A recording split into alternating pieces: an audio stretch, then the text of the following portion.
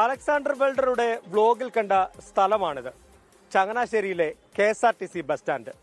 എന്തായാലും ആ വ്ലോഗ് വന്ന മണിക്കൂറുകൾക്കകം തന്നെ ഇവിടം നഗരസഭ വൃത്തിയാക്കി. മൂന്നാറിലേക്ക് പോകാനാണ് ജർമ്മൻ സ്വദേശിയായ അലക്സാണ്ടർ ചങ്ങനാശ്ശേരിയിലെത്തിയത്.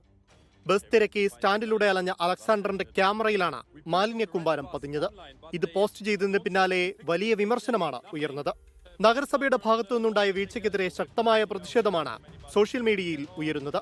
ചങ്ങനാശ്ശേരിയുടെ പേര് തന്നെ മോശമാക്കിയെന്ന നിലയിലാണ് ചർച്ച പുരോഗമിക്കുന്നത്. ചങ്ങനാശ്ശേരിക്ക് ആകമാനം നമുക്കൊരു ഒരു സങ്കടം ഉണ്ടായ ഒരു വാർത്തയാണിത്. അപ്പം എന്തുകൊണ്ട് ഉറവിട മാലിന്യ സംസ്കരണം അല്ലെന്നുണ്ടെങ്കിൽ മുനിസിപ്പാലിറ്റി ഇനിഷ്യേറ്റീവ് എടുത്ത് ചങ്ങനാശ്ശേരിയിൽ എന്തുകൊണ്ട് മാലിന്യ നിർമ്മാർജ്ജനത്തിന് വേണ്ടിയുള്ള സൗകര്യങ്ങൾ ഈ കാലം അത്രയും ഇവിടെ ഉണ്ടാകുന്നില്ല, അല്ലെങ്കിൽ അതിനുവേണ്ടി ഒരു സ്ഥിരം സംവിധാനം ഉണ്ടാകുന്നില്ല എന്ന് തീർച്ചയായിട്ടും നാം ചിന്തിക്കേണ്ടിയിരിക്കുന്നു. സംഭവം വിവാദമായതിനു പിന്നാലെ നഗരസഭ വൃത്തിയാക്കൽ ആരംഭിച്ചു. KSRTCയുടെ മുന്നിൽ കിടന്ന മാലിന്യം അത്രയും ഒറ്റ രാത്രി കൊണ്ട് അപ്രത്യക്ഷമായി. കൂടാതെ മാലിന്യം കിടക്കുന്ന പ്രദേശങ്ങളെല്ലാം മണിക്കൂറുകൾ കൊണ്ട് വൃത്തിയാക്കി. പലതും മണ്ണിട്ട് മൂടി.